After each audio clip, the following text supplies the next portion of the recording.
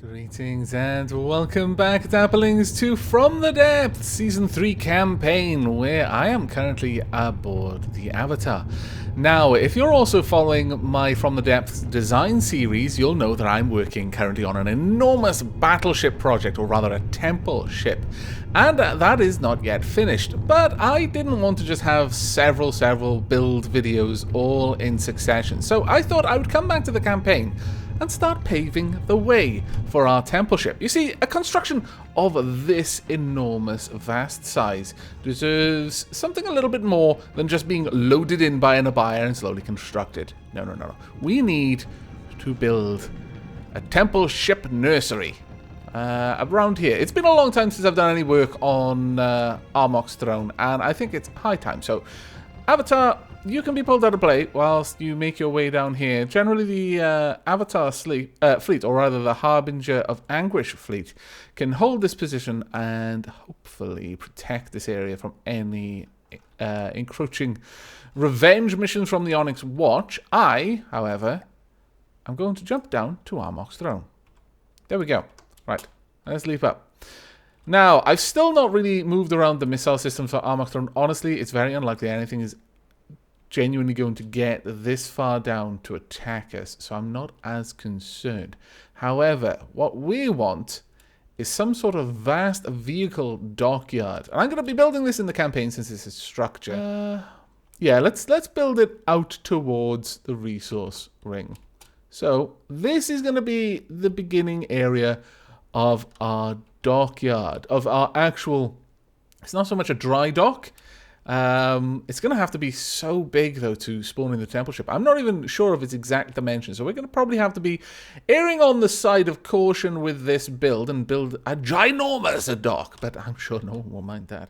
The main thing I want to do here is to get this thing into the rough shape that we're going to have. Then I'll do a lot of the rest of the work away so that you won't have to sit here and suffer through it with me. However, this is just the administrative section. This is where our admin buildings, resources and stuff like that. I'll probably put some weapons on this as well. We may even actually see the Tier of Ra set up on here, or a couple of Nimbus. But what I'm thinking for the actual dock section would be out here somewhere. Quite far out here, actually. We need to have a look at the depth of this place and how far down. Oh, that's fantastic. It drops off really fast. That works out well, because I was just thinking, oh, I didn't check first. Don't worry. It all works out well. We're going to bring this out to about here, I think, and then straight down into the water. Quite a fair old ways. That should be more than enough room for us to get the temple ship constructed properly. Okay, we have a small force, the 6th Army of the Onyx Watch, heading down now. It'll probably cross paths with the Harbinger of Anguish on the way, and that is one of the reasons that I'm actually building in the campaign mode. I want to have a little bit of combat. I don't think that having too many building episodes side by side is strictly the best thing to do. Now, as you can see, I've built out the metallic scaffolding for the structure. I've even put a chair up top just so I can teleport over here a little bit easier. And I'm now starting work on adding in a sort of mantle for repair bots, as this is going to be the sort of forward deck of this dock where we're going to be building our ships. So we want some. I'm going to keep going with the wooden beams. I don't think this dock needs to have too much in the way of structural security. I don't think it's going to come under attack, or at least there's not going to be much of a reason for me to spawn it in if it does get attacked, instead of spawning in Armok's throne, for example. Now, as we can see, we've finished construction of all the repair tentacles. So this weird kind of alien grass sticking up through the deck, that just won't do. I may have to reorientate many of the repair tentacles to be pointing straight out rather than straight up. But as you can see, we've got an awful lot. It should be able to construct any ship, even the temple ship, quickly, and that is ideally what I want.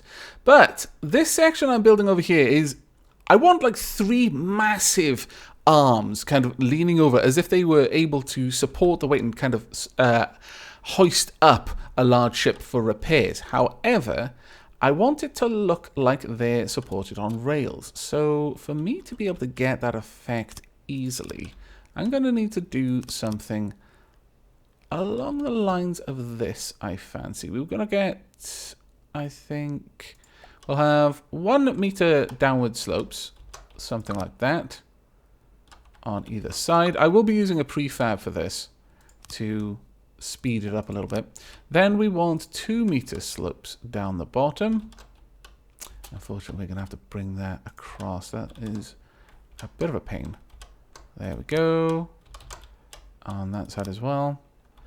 And then we can have the 2 meter down slopes on either side. We wouldn't be able to fit a 4 meter down slope, unfortunately. Something like that. And there we go. We could even have that come all the way up, but I'm not sure I really want that per se. I would prefer perhaps something along...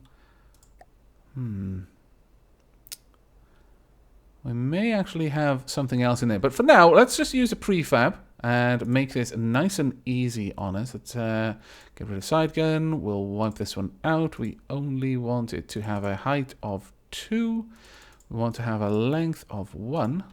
And if we lock that in position, we just needed to have 2 more width as well. There we go. I'm horribly messy with my prefabs, it seems. Now I want them to be spaced every 2, and I will bring you back when I'm finished with this and have started work on the next section to make it look like we've got a proper rail. Well, it looks like our enemies have finally caught up with us, so it's time for us to put them to the sword. We may actually press on and hit this resource zone as well. Now, we've got Avatar. I would definitely like you to be a little bit further up.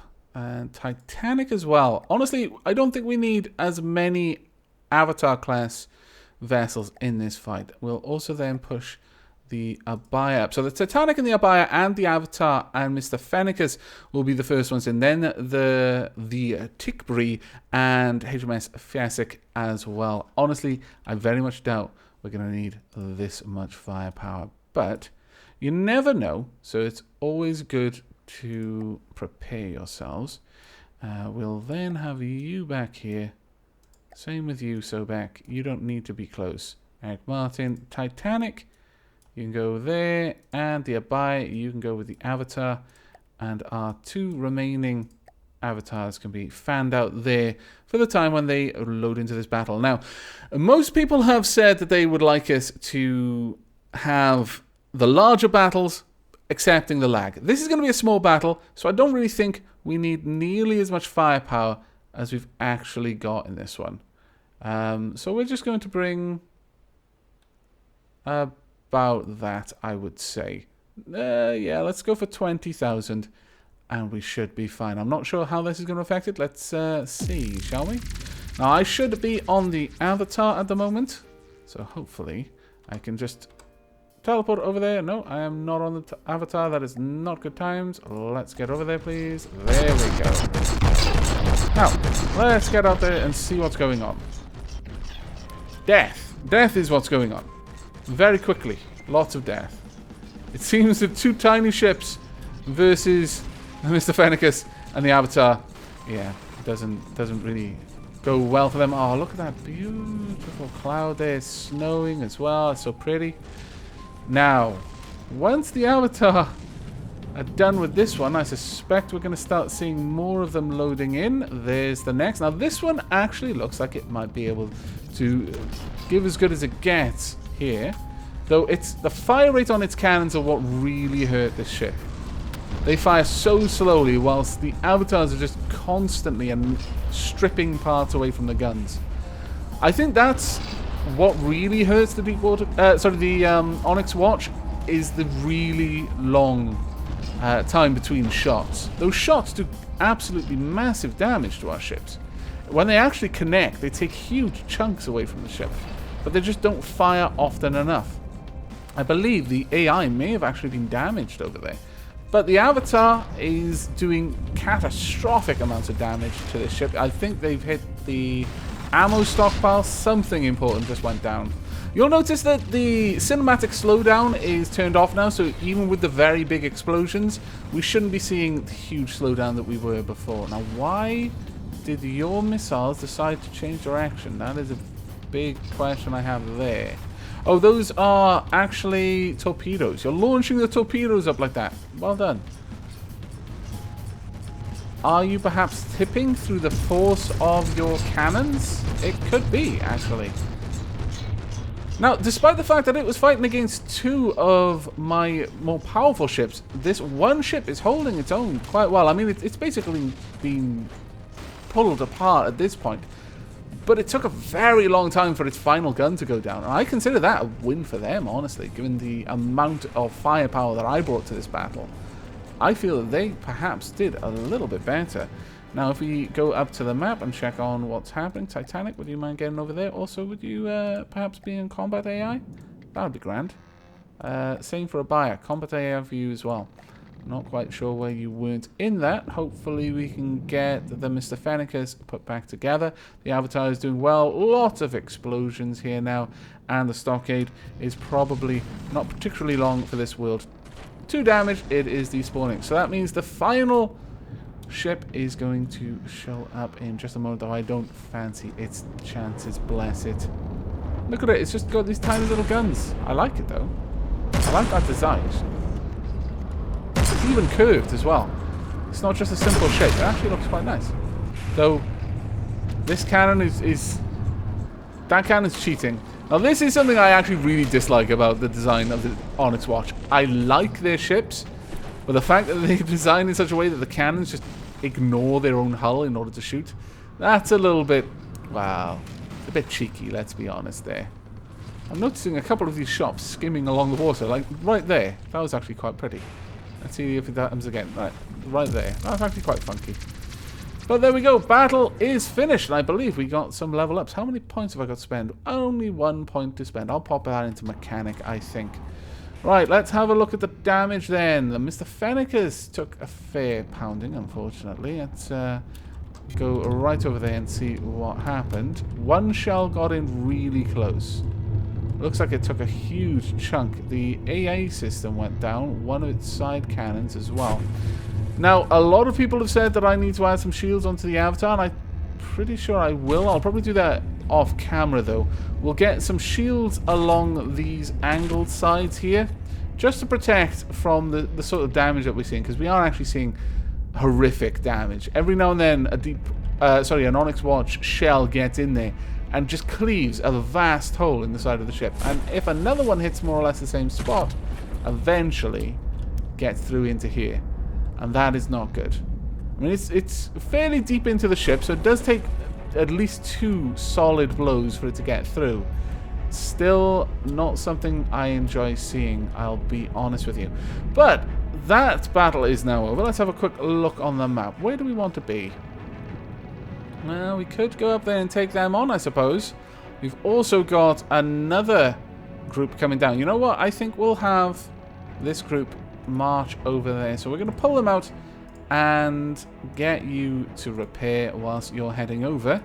And I'm going to get back to some building on our new dock. And here we are. I have completed the railing. In my mind, although a simple rail actually embedded in a solid surface would make the more sense for like a construction yard kind of deal, something in me was like, well, this is sci-fi. Why would they have a simple regular rail system? How about some sort of crazy maglev system? Yes, of course, because in the future, energy is so easy to come by that you'll just use maglevs for moving industrial machinery around. Makes perfect sense, and I also notice I've missed a bit. That will annoy me greatly. Now, I'm thinking large red sort of limbs. Large warning red. But to get up there, we're going to want light blocks to keep the kind of mag rail sort of thing going. So let's go for blocks, light blocks. And we'll just have maybe one all the way down the bottom here. I really do wish there was a way of having spin blocks that used horizontal movement rather than always circular, an actual spinning block. We could instead have a sliding block. I would love that so much. It would make for such an awesome design, I think. Right, now the easy thing here is that we can have a mirror line just about there. And we want... So first, go for red. Then, I think for this we'll use lightweight alloy blocks. Just because. And we'll start with a 4 long beam of red alloy. Now the thing I love about lightweight alloy is it takes the colors so well. I've mentioned this before, but wow, this is the best material in my opinion for building anything of any kind of complexity. If you intend to paint it, this is going to give you so many more options than anything else. And I think that's a pretty nice bit of a design there. We'll grab one over here as well. We're of course going to want some more spikes on the side, but these ones will be angled, maybe not angled down straight away. Let's go back to the alloy beams, bring that up, and then position this. That's actually going to be a bit of a pain. Okay, we'll go with the light alloy blocks then along the side like so, and then position the slopes downwards. Oops, I am all fingers and thumbs right now. I do apologize. There we go. So we've got our kind of magnetic grip system there. Down here, we wouldn't really have a magnetic grip. It would be more of a guide, really, running along to ensure that it didn't sway from one side to the next. So what we can do here, we'll use the triangular sections all the way along and build this like so. All the way again. There we go. I think that works well. And then we just need the diagonal cut section in here. And I think one more should do it. There we go. So that gives us our shape. This would shunt back and forth along the line. And there'll be 3 of them. And these will then support the weight of the vehicles, maybe with like docking clamps at the top, levitating it. No repair arms. If I could make this slide back and forth, I would put the repair tentacles on this and then just set it with some sort of random lure movement. So they would sporadically just move back and forth without any kind of rhyme or reason whilst constructing things. It would look glorious. At least it does in my mind, at the very least. Right, we want to start working on taking this upwards now, though. But I think we need some sort of extra coloring here. This doesn't look quite right as is. Let's go for an alloy beam and maybe the gold. In this case, it could be some sort of warning yellow in combination with the red. I think that should be okay. And we'll start down here as well. Now, there's really not much reason for me to fill this with metal. It doesn't need to weigh anything. And in fact, it probably shouldn't. But realistically, I don't hurt for resources at this point. So why not fill everything up? Yeah, I think that looks nice. Just having these on the outsides. Perhaps, actually, if we also have these there. Oh, that looks quite nice. Unexpectedly. Yes, I like that.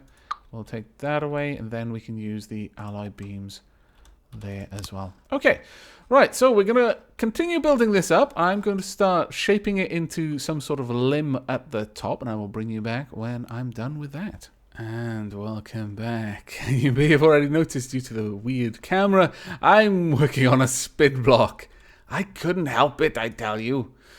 Right, I've already prepared a little wheel section that we're going to just stamp in there and hopefully... Did I just break something? Hope I didn't. What did I just break? I have no idea. But looks like our little spin block is ready. We need an automated control unit. We're not going to be able to put that on the spin block, of course, if we head down here. But we should be able to place the automated control block somewhere in here. Where are we going to place this? I think it should be right next to the spin block, so perhaps around here, honestly. Right, this is the winch system that is going to be controlling Well, it's not really. I mean, there is no winch. But in my head, there is a winch. And the winch will be used to support all sorts of vessels, the temple ship included. I didn't actually quite like that blocky shape there. This is one of the problems I'm having with this particular build, is there's a lot of blockiness to it. And I want it to be more thin and refined somehow. I'm not sure why, but it's pretty important to me. I'm just not able to get that look. Or at least not easily. Do they look a little bit better? Not the second one, but the bottom one does kind of look alright. You know what? Let's go the full hog and make a little stud in there. Perhaps this affects the spinning of the wheel. Ah, yes. Right, now we want this to control spin blocks. Activate on spawning. Let's see. Or activate. Ooh, let's have a look. What could we activate with? Is there anything funky that this could kick in on? When control received to your left, your right. Hostile missile closer. Unfortunately, there doesn't really seem to be any particular thing that we could activate on. So let's just go activate on spawning. Control spin blocks in a range of 5. We won't need it to be any larger than that. And set rotation speed to something like 4. There we go. Not the best circle, obviously. When you're dealing with very small shapes, it's a bit harder to get. On the larger scale, you can make much neater looking circular shapes. But that isn't too bad, all things told. I brought you back just to show you that because I suddenly realized, really am I working on a spin block? People are going to mock me. Oh, well, I don't care. They look awesome, I tell you. Now, back to the main shaping. I am trying to get this to take a more gradual slope in this direction. And I don't really necessarily want it all to be these larger blocks either. Thinking about it. Let's take that away. Yeah, ooh, that's not what I wanted to do. We'll do something like that, perhaps. Or even, actually, yes. We'll have a 4-beam going up from here. This gives us a nice little window to put in some shapes. Now, obviously in this game, weight isn't actually hurting me. I'm not having to build this with concerns to weight. But in real life, you don't just make a huge a panel of metal. That's far too heavy. If all you wanted to support things, you can get a support structure with a kind of crisscross scaffolding effect. And by not having the metal there, the whole structure is lighter as well, so you don't actually even need to support that much weight. It has a lot of benefits. And because I'm building this at least partially with a view to how it might be constructed with concerns like weight in mind, I'm going to be trying to leave like little gaps like that here and there. I'm not going to be as aggressive as I might be if it actually mattered, but I'm definitely going to be doing a little bit of it. I want this to be a very pretty build. Pretty perhaps the wrong word, maybe, possibly. But I definitely want it to look good. Let's just leave it at that. Now, let's go over there. Okay, yeah, I quite like this. This is a nice angle there, reaching out. Perhaps a little bit too wide at the top, considering how narrow of a supporting limb is down here. But there's nothing to say that this literally needs to be... like, for example, this might not be part of the weight support. Though I kind of like the idea of this having some sort of docking clamps or some sort of structure in there as well. In fact, I like that so much. Let's go ahead and build that up. Something like this on these sides, there and there. Okay. And then we want something like this, just burrowing down along the way. I think that looks wonderful. Now, we would want some miscellaneous, specifically, let's see, strategic antenna, shield projector. Would a strategic antenna look nice? Would that look like it's doing something? Because it obviously doesn't need to. But would it look like it was? Ooh, I think it might. I think it might. Yes. Yes, that does actually give it kind of an effect that it's got a job there. I like it. I like it a lot. Quite often with these sorts of builds, it comes down to finding blocks that don't actually do anything, but look like they belong there, look like they do something. Something I like to do in a lot of different games. It's something I do in Dwarf Fortress quite a lot, actually, once, at least on the Force that I play on my own, because it takes a lot of time and doesn't really change the game in any way, so I tend not to do it when I'm actually doing a Let's Play on it. But I like to have things like random axles all over the place. I kind of think in my mind that these are just like pumps and pipes and boilers running all throughout the dwarf warrens. And that makes a lot of sense to me. I feel that the dwarves would be industrious in that way. And perhaps maybe even have that... No, I don't want that long of an angle. Let's go for the darker ones. Sorry, the level 2 meter ones. Sorry.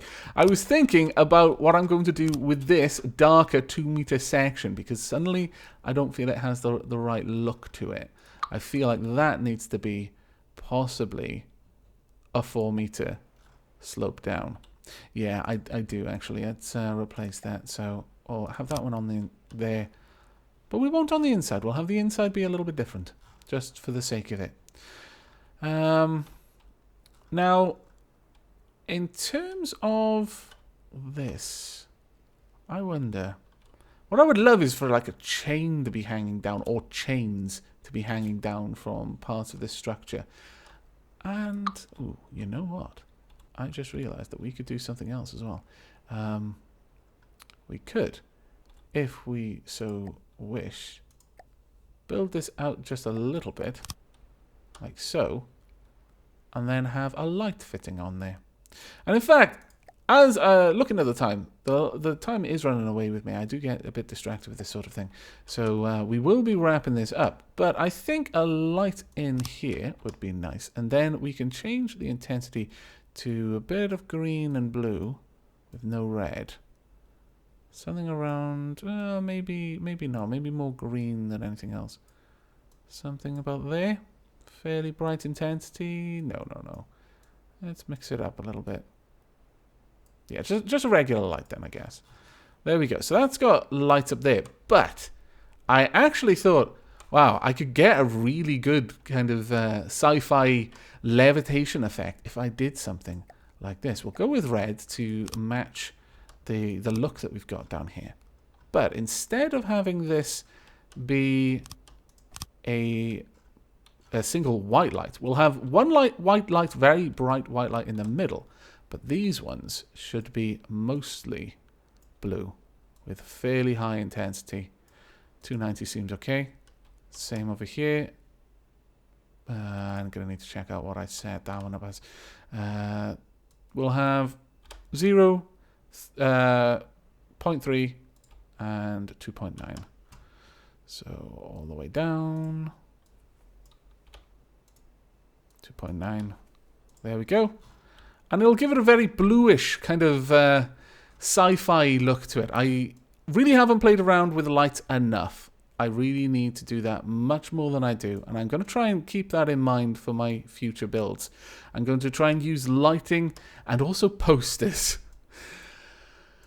Enter Elysium has definitely taught me the value of a good poster here and there to give your builds the proper effect. But there we go. That has a nice kind of eerie sci-fi light down there to show that it's hovering by some sort of future technology.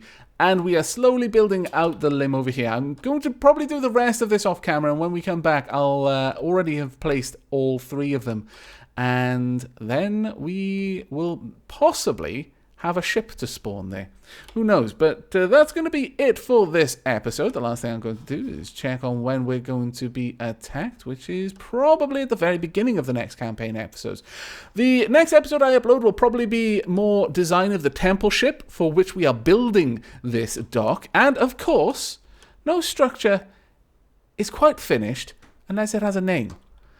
And whilst a lot of this is just scaffolding right now, it's going to build up into something quite extensive. I'm probably going to be using upside down fortress thrusters, possibly, if I can get away with it. Things to try and create the look of a smokestack, stuff like that. This is going to be a very industrial era. These are going to be the industrial military docks. So, yes, we're going to be going for a very, very busy, very cluttered, and very heavily industrialized look here. I am open to suggestions for the name of this dock. Perhaps kind of like real world dockyards. And in fact, as the Onyx Watch lore discusses their manufacturing industries, black powder antiques and Lockforge industrial marine, something like that for the docks. And perhaps I'll even make a nice banner and put it up on an imager and then actually stick it to the side to make it really feel like this is an actual dockyard with NPC spawners and stuff. So we've got people running around. Yes, I've got great plans for this, and this is literally only being built on a whim so that I can use it to not break my immersion when we suddenly spawn in a gigantic titan of a ship. But I hope you've enjoyed this episode, and I hope you will join me for the next. But until then, and as always, do take care.